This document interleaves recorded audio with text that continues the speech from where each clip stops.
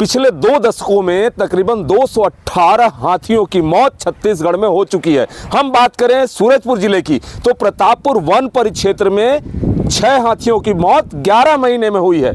अभी जो घटना हुई 2 दिनों पूर्व करीब 15 दिन सड़ा हुआ 100 एक मादा हाथी का दरहोरा जो प्रतापपुर वन परिक्षेत्र में आता है, उस बीट में मादा हाथी का 100 मिला सड़ी गली अवस्था में। वन विभाग वन अमले को तब जानकारी मिली जब हाथी के 100 से दुर्गंध आने लगी। आखिर क्यों 11 महीने में 6 हाथियों की मौत? बता दूं, अभी जो वहां वन परिक्षेत्र अधिकारी उत्तम मिश्रा है, इनसे पहले जब इनके पिताश्री वहां रेंजर हुआ करते थे तो दंतैल हाथी की मौत हुई थी और दोनों दांत उस गजराज के गायब थे। अब जो मौत हुई है, इसके बाद भी अभी तक जो जिम्मेदार हैं, जो रेंजर स्तर के अधिकारी हैं, उन पर कोई कार्रवाई नहीं की गई। कारण बता दूं मैं, इसका मुख्य वजह जो है वो सबसे बड़ा है क्षेत्र भ्रमण न करना।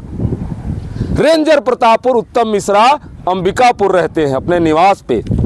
मुख्यालय उनका प्रतापपुर है और वहां से महज 4 या 5 किलोमीटर दूरी पर हाथी का 100 मिला और अभी तक उन पर कार्रवाई न होना सबसे बड़ा सवालिया निशान है कि हाथी जैसा दुर्लभ, आज के समय में कहा जाए वन्य प्राणी, विशालकाय वन्य प्राणी जो इंसानों से ज्यादा संस्कारवान होता है, आप समझ सकते हैं। इनकी हालत, इनकी मौतें आज बहुत बड़े चिंता का विषय बनी हुई हैं। वन विभाग को इसका वजह जानना होगा। कई सवाल उठ रहे हैं। पोस्टमार्टम के बाद खुलासा होगा कि आखिर मौत कैसे हुई। डॉक्टर उक्त मादा हाथी का बीमार होना बता रहा है। घटना इनके जिम्मेदार होने के दौरान होती है।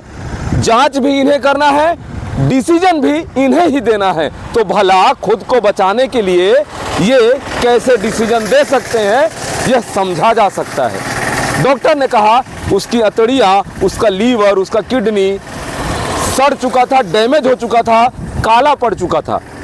उसने भोजन नहीं किया था मादा हाथी ने।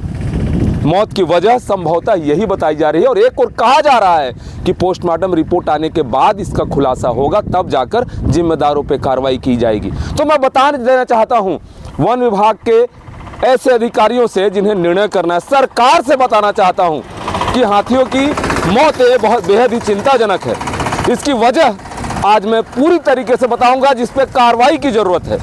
पहली वजह क्षेत्र भ्रमण ना करना, दूसरी वजह बड़े अधिकारियों का मुख्यालय में ना रहना, तीसरी वजह जो वन अमला होता है, मैदानी अमला होता है, वो जिस क्षेत्र का होता है वहीं उसकी पदस्थापना होना। ये सबसे बड़ी वजह है अपने ड्यूटी से नदारत होने का।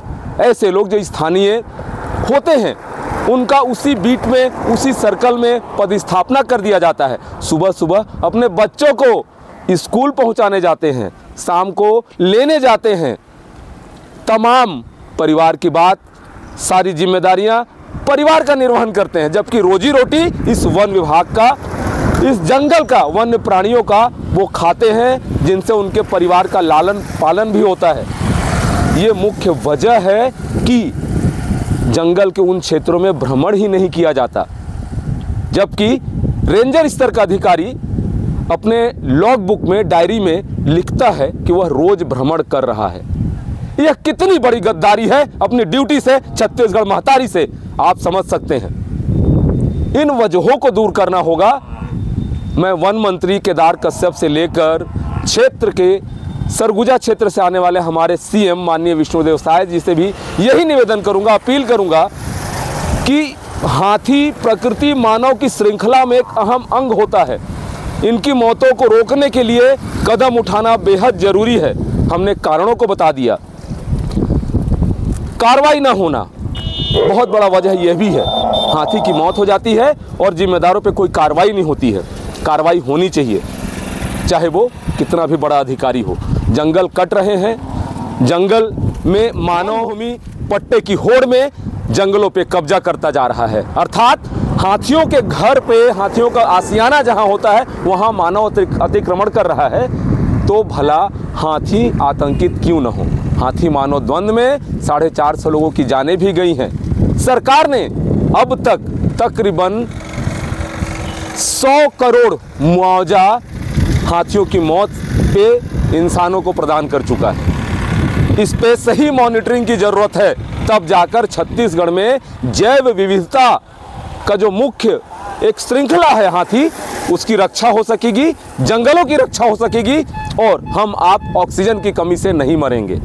अब देखना होगा इतनी बड़ी घटनाएं जो हो रही हैं, उसके बाद विष्णु के सुशासन में सरकार कितनी गंभीर होती है, यह तो देखने वाली बात होगी। सहयोगी महेंद्र देवांगन के साथ doctor Pratap Narayan Singh, Indian Republic news, गणतंत्र भारत की स्वतंत्र आवाज। एग्जैक्ट कितना दिन है वो पीएम रिपोर्ट और सैंपल टेस्टिंग रिपोर्ट और वजह अभी भी स्पष्ट नहीं हो पाई है। वजह भी पीएम रिपोर्ट में ही। सर, कितने हाथियों का दल अभी प्रतापपुर क्षेत्र में विचरण कर रहा है सर, और ये जो हाथी मरा ये नर या मादा की है, और कितने की आयु लगभग रही है? ये मादा हाथी थी, आयु लगभग 30 से 40 वर्ष डॉक्टर साहब लोग बता रहे हैं। और अभी इसके अलावा जो विचरण है, अभी धर्मपुर एरिया में एक ग्रुप है, 7 से 8 हाथी है और एक सिंगल हाथी बगला के पास में, उसको हमारे को बाकी टीम ट्रैक कर रही है। इसको भी हम लोग कर रहे थे ट्रैक, तो कुछ दिन करीब हफ्ते से इसका लोकेशन नहीं मिल रहा था, तो उसको जंगल में भी सर्चिंग किया गया था, लेकिन इस टाइम वो टीम आई थी तो उस टाइम नहीं मिल रहा था, तो ऐसी कोई जानकारी इसके साक्ष्य की नहीं मिली। आज सुबह स्टाफ आ रहा था तो उसको सूचना सर, जैसे देखा जा रहा है कि बॉडी दुर्गंध आ रही है, तो कितने क्या मानते हैं सर कि आप तक सूचना पहुंचने में कहीं ना कहीं देरी हुई सर, या क्या वजह थी? स्टाफ को जैसी जानकारी मिली उन्होंने सूचना हमारे तक पहुँचाई है और बाकी इस चीज़ के हम लोग देखेंगे कि कितने दिन पुराना है, क्योंकि घने जंगल के अंदर भी है, तो क्यों पहले नहीं पता लगा, इस चीज़ को भी हम लोग करेंगे जाँच, और अगर स्टाफ की कोई भी लापरवाही सामने आती है तो उनको भी सर, ये हाथी की मौत हुई है, कितने दिन पूर्व हुई है और क्या हाथी थी?